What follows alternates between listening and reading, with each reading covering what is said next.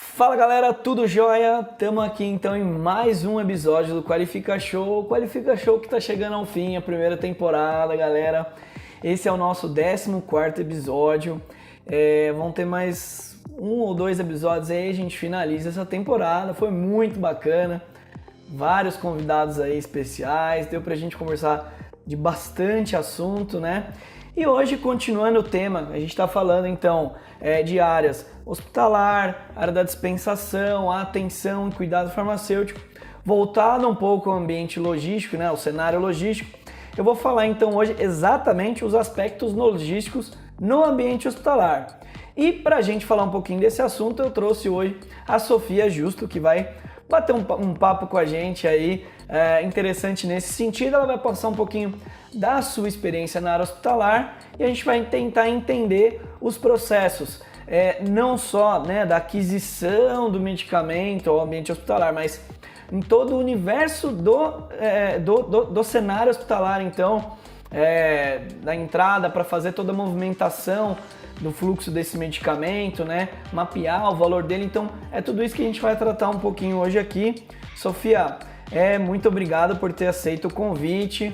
Seja bem-vinda aí ao canal, ao programa. Queria deixar esse comecinho para você, para falar um pouquinho da sua trajetória, o que te fez chegar até aqui, né? Então, fala um pouquinho, então, geral da sua experiência aí para a galera que está assistindo o programa. Mais uma vez, seja muito bem-vinda.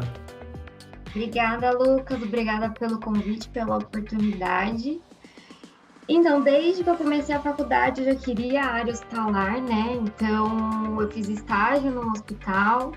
Saí da faculdade, iniciei como farmacêutica clínica no hospital, fazendo análise de prescrição, acompanhamento farmacoterapêutico do paciente.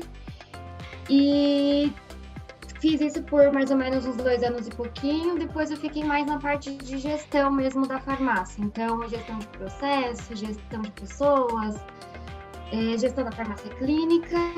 E é isso, eu estou aqui desde então. Partindo para a área logística também agora, né, para a parte mais de centro logístico, logística de indústria farmacêutica. E é isso, eu sou apaixonada pelo que eu faço. Legal, show de bola. É bem interessante, como eu falo, a gente passar as áreas, as distintas áreas aí que tem correlação com a logística, né? E você tá fazendo esse movimento de transição, é muito interessante isso, né? A gente deixar claro, porque a Sofia vai passar a bagagem dela, né, do ambiente hospitalar. E óbvio, no ambiente hospitalar existe um microsistema logístico imenso ali, muito interessante. E é justamente, acho que essa é a ideia do nosso bate-papo hoje, trazer principalmente, então, aí eu já entro até na primeira pergunta, né, os fluxos operacionais, né, logísticos, vamos dizer assim, de um modo geral, no ambiente hospitalar, e eu digo de ponta a ponta, né, da gestão do estoque propriamente dita, a reposição dele, né, as diferentes curvas ali que a gente tem nas ferramentas de administração do nosso estoque, até a ponta final aí, que é o nosso paciente, né, nos leitos, nas terapias, enfim. Tudo isso é um movimento logístico que a gente tem que ter muito cuidado para tratar, né? Eu falei anteriormente, foi com o Gustavo Vidal, a gente falou sobre as unidades de saúde, né? Ele trabalha mais focado na dispensação, a gente consegue também trazer um pouquinho do universo dele no pós-dispensação e a logística que envolve esse processo. Então hoje aqui a gente avançar um pouco mais em um outro tema e aí a gente pega o universo logístico propriamente dito do ambiente hospitalar. Então, Sofia, se você quiser dar um resumo para nós, quais que seriam esses fluxos operacionais, né? Então, pensando novamente, da gestão do estoque até a ponta final do paciente. Explica melhor para a gente, mas para a galera então entender, até quem é leigo, quem já é técnico, quem não é da área hospitalar, né? A gente fazer um resuminho aí. Certo. A gente tem 2 técnicas de gerenciamento de estoque, né, no hospital. Então, a gente tem a curva ABC e a classificação XYZ, né? Uhum. Então, a classificação ABC, ela permite a gente controlar os itens estocados, utilizando todo o critério de investimento de cada item, né? Então, segundo esse procedimento, os itens eles podem ser divididos em 3 categorias, né? E considerando que o menor percentual tem uma maior representatividade financeira. Uhum. A classificação XYZ, ela vai avaliar o grau de criticidade dos itens. Então, com isso, a gente consegue otimizar a gestão do estoque, né? E após assim, então a gente vai fazer isso com o sistema. Tem o setor de compras, então o compras vai e faz a compra do medicamento. O medicamento ele é recebido no almoxarifado com todos os critérios. Então, por exemplo, o medicamento é refrigerado, então a gente tem um procedimento para ser feito até colocar ele dentro da geladeira. Então, depois disso, no almoxarifado, eles são separados e enviados para a farmácia ou satélites, né? E para a gente poder dispensar para os pacientes. Entendi. Então é todo realmente um fluxo que envolve, às vezes, também não só uma única unidade, mas várias unidades, né? A gente pode fazer essa correlação aí, um sistema bem integrado. E aí, entrando em sistema, eu entro propriamente dito na questão da integridade de dados, das ferramentas de gestão, né?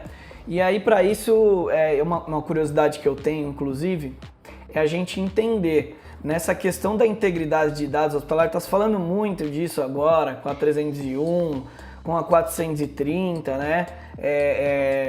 Pelo menos no setor logístico aqui, propriamente dito, está conversando bastante. Eu acho que isso naturalmente vai entrar para os outros setores, o ambiente hospitalar também, né? Mas pensando nesse aspecto, então a integridade de dados, validação de sistemas computadorizados, que tipo de sistema vocês utilizam hoje, né?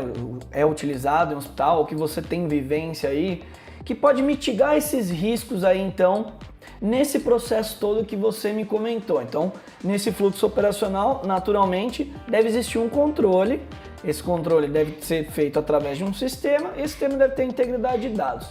Então, conta melhor pra gente como que é esse controle, como que é essa integridade, qual sistema hoje aí, qual ferramenta vocês utilizam, né, na realidade. Tá. A gente tem vários programas que eles conseguem fazer isso, né? Eu trabalhei com o sistema MV e o sistema TASIN, né? Então, ambos eles nos auxiliam a verificar a quantidade, né, que a gente tem do estoque para realizar a compra. E também no ato da dispensação, o que acontece? A gente usa o sistema, então o medicamento chega na farmácia, ele já está todo registrado, com lote, com validade, com o dia que a gente emitiu a nota, tudo. E com isso, a gente consegue rastrear todo o medicamento. Então, desde a hora que ele chega até a hora que ele vai para o paciente. Então, na hora da dispensação, a gente bifa por lote e por horário cada medicamento para cada paciente. Nisso, a gente consegue dar a saída desses medicamentos no sistema, principalmente os medicamentos controlados, que eles precisam estar bem rastreados. E nisso, quando chega no paciente, a enfermagem consegue receber esses medicamentos para deixar lá que aquele medicamento, com aquele lote, com aquela validade, foi para aquele paciente.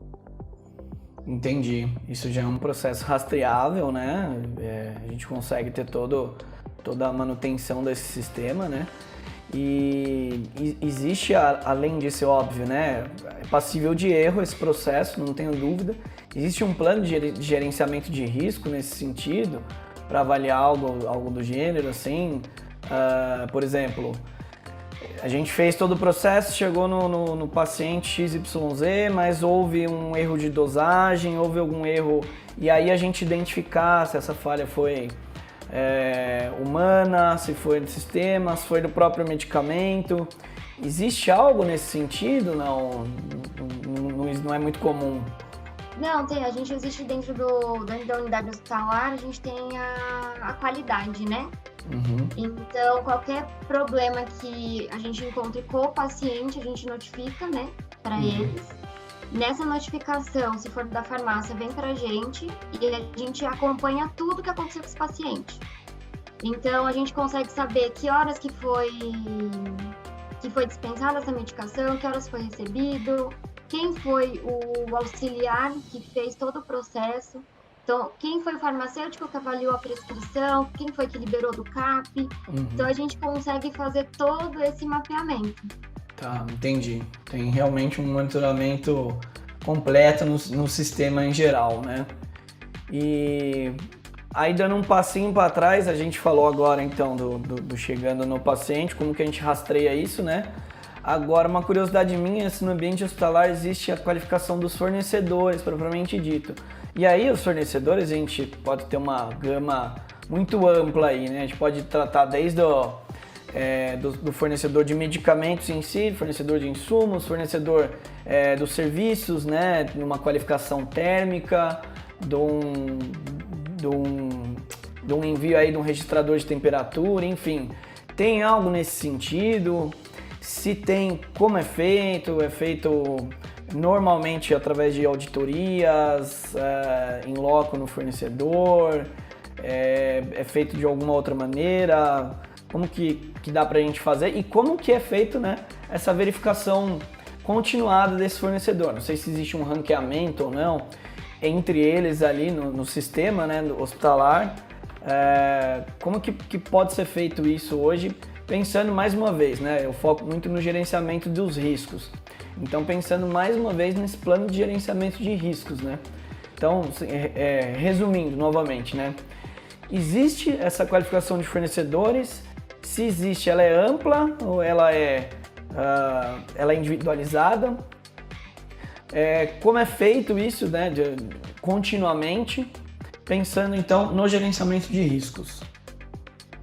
Então, nos hospitais, normalmente, tá? Não vou falar que são todos, porque não são todos que participam do grupo chamado GAFO, né? Alguns hospitais, eles participam. Eu participei durante um tempo, né? Então, onde a gente tem um representante de cada hospital. Então, a gente realiza auditorias nos fornecedores. Indústrias, farmácias de manipulação, drogarias.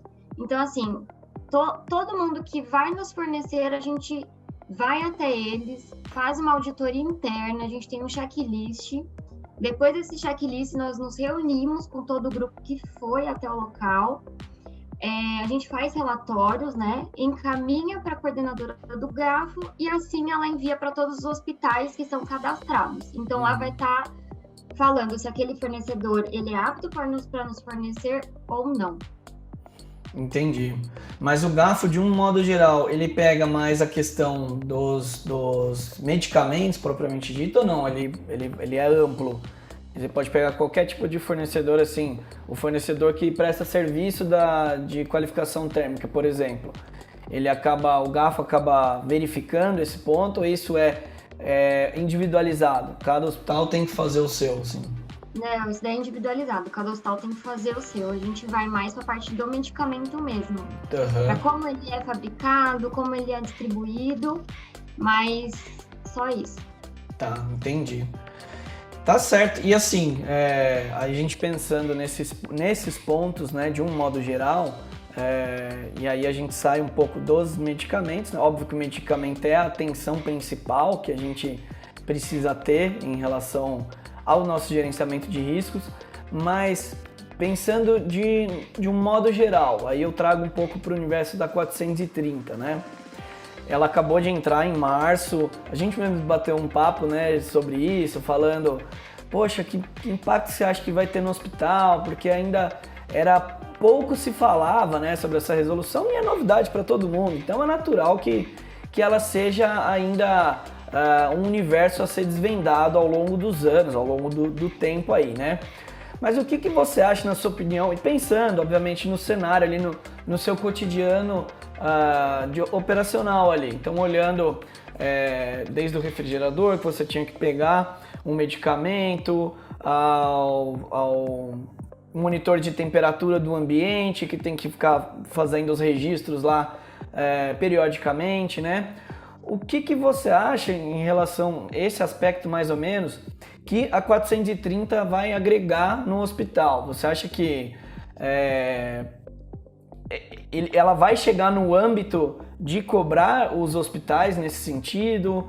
Ou nesse primeiro momento não faz muito sentido? Pode ser que ela fique só aqui na parte das distribuidoras, das indústrias, né? Porque tem isso também, né? Muita parte do varejo em si está conhecendo todo um processo, né? Então as drogarias, as clínicas, as unidades básicas, os próprios hospitais estão conhecendo ainda os processos. Muita coisa tem que ser conversada, a gente bate muito nessa tecla, que é o pós-dispensação final, né, na realidade.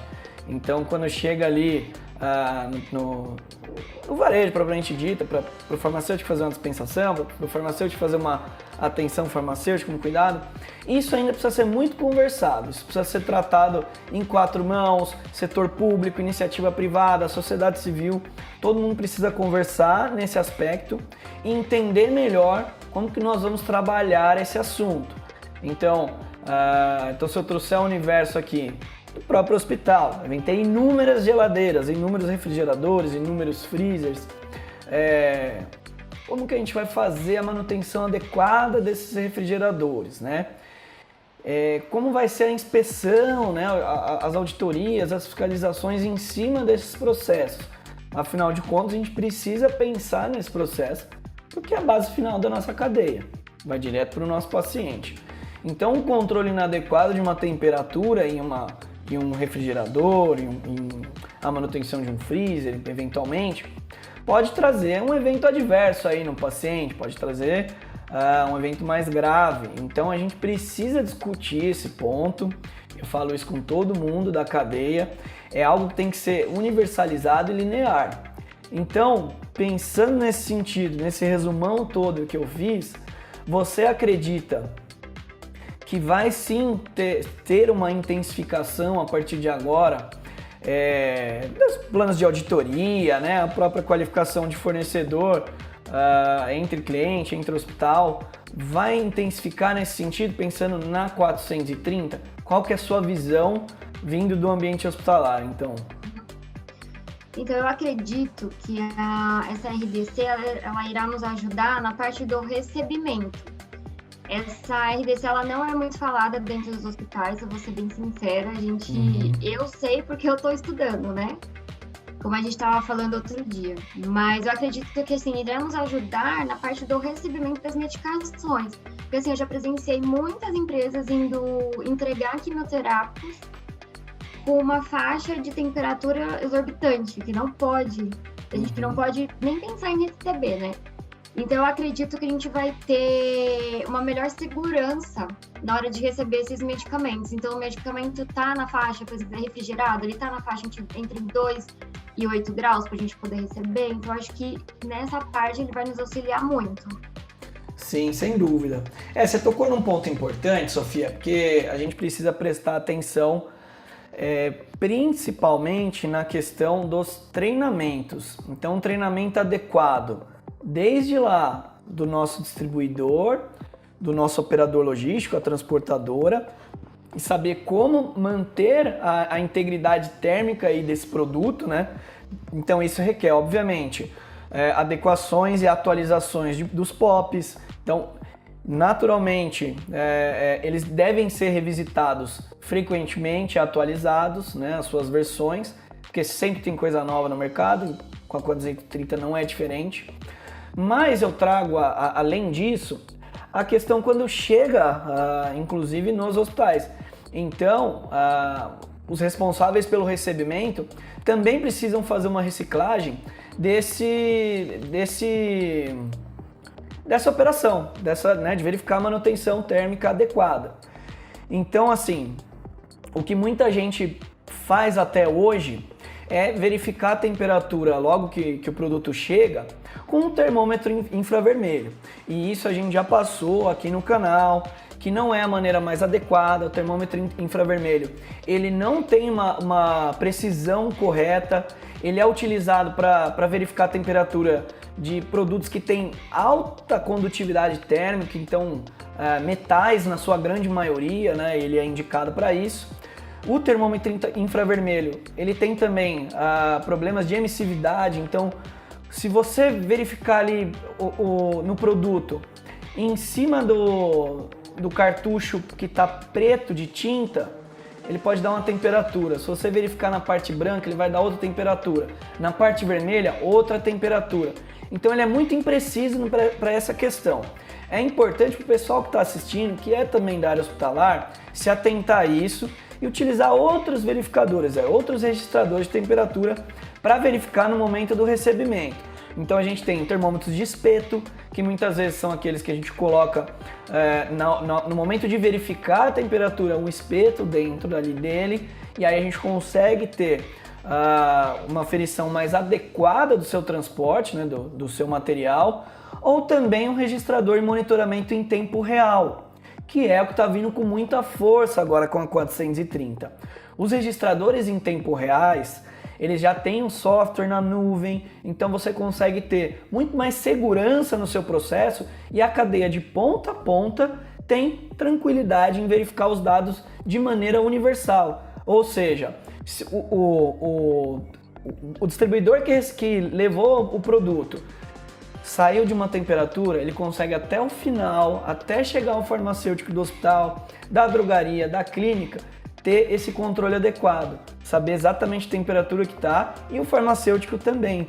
E eles conseguem isso, os dois, né? Não só os dois, mas toda a cadeia. Então a 430 fala sobre a responsabilidade compartilhada nesse sentido e é isso que a gente vem passar aí na prática, né?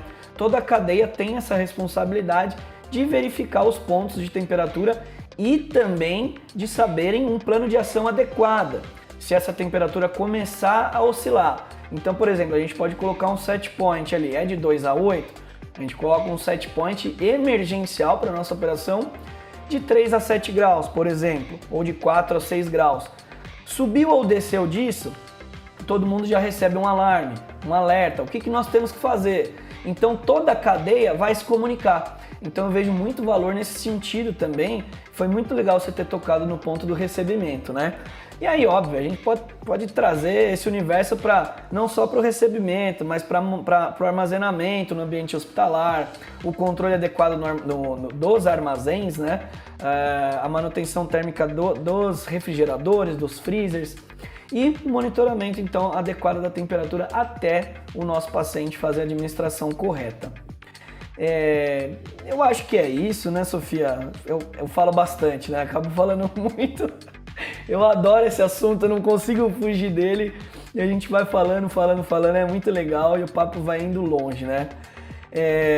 Mas é isso, eu acho, não sei se você tem mais alguma consideração, passar mais alguma coisa de tudo isso que a gente conversou, que eu pensei agora aqui, desse do recebimento. Hoje só uma dúvida, normalmente no recebimento, a grande maioria, isso a gente está vendo nas vacinas, né? Então, não é mal nenhum a gente abrir esse ponto, né? Mas você vê que está saindo em Fantástico, em Jornal Nacional, a galera tá recebendo com termômetro infravermelho, né? Isso era muito comum, né? No seu dia a dia você via muito isso, né? Não, até hoje, a maioria dos lugares, eles só querem esses termômetros. Eu já pedi por diversas vezes outro, mas não tem jeito. Não tem jeito. Então é mais complicado, pelo menos pra gente de hospital, pelo menos a grande maioria dos meus amigos são tudo infravermelho. É um trabalho de formiguinha, né? Porque assim, a gente vai debater com o cara do transporte. E aí ele fala, não, porque o seu tá errado. Eu falei, olha aqui, o meu tá falando que tá fora da temperatura. E aí é aquele desgaste, tanto nosso quanto da empresa que entregou. Aí você entra em contato na hora com a empresa. Sim. Aí eles duvidam de você. É bem complicado. É um dos pontos que a gente trata bastante também. Além disso que eu falei do termômetro infravermelho, é a gente fazer os kits, né, as montagens, ali a verificação por fotomontagem.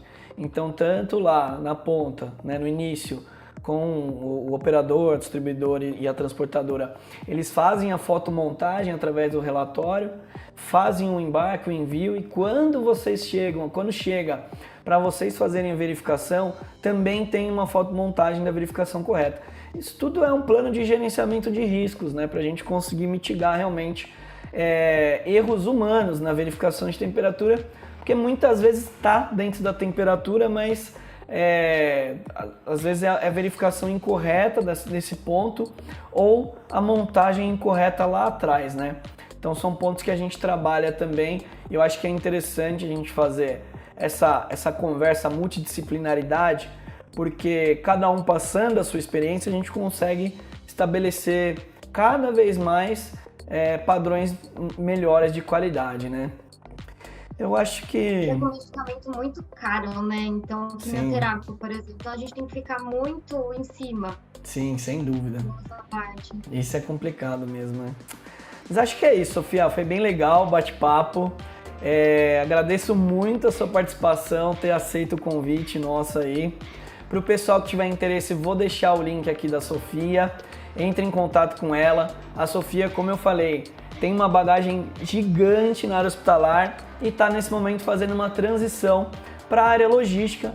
Então, ela tem muito a agregar aí na operação de todo mundo. Quem quiser, entre em contato com ela. Vou deixar o link então aqui na descrição do vídeo. Acho que é isso, Sofia. Obrigado mais uma vez. A quem está assistindo aqui também, o episódio vai estar na íntegra lá no nosso podcast. E é isso, não esquece de compartilhar também, curtir o vídeo, deixar seu like e se inscrever no canal. É muito importante você se inscrever, porque você é notificado, então sempre que vem assunto novo. Quer finalizar alguma coisa, Sofia? Obrigada, Lucas, pela oportunidade, pelo convite, por estar me ajudando, né, com essa transição, que não é fácil. As pessoas ficam, você é muito da área hospitalar, o que você vai ajudar com a gente? Eu falo, calma, gente, eu tenho muito ainda para aprender, mas eu posso ajudar bastante. Sem dúvida. Essa troca de áreas está muito comum hoje em dia, né? Está muito forte mesmo. Agora na pandemia, então, eu entrevistei aqui, acho que o primeiro episódio eu entrevistei a Juliana, que fez o caminho inverso, né? Ela saiu da área de logística, de cadeia fria, foi para a área de BI, né? Tecnologia da informação. Então, assim, e ela está se dando super bem. Então, está muito interessante essa troca nesse momento. Eu acho que é o momento mais adequado de a gente fazer isso. Cada um na sua experiência agregar para as áreas, né? Acho que a gente só tem a ganhar isso.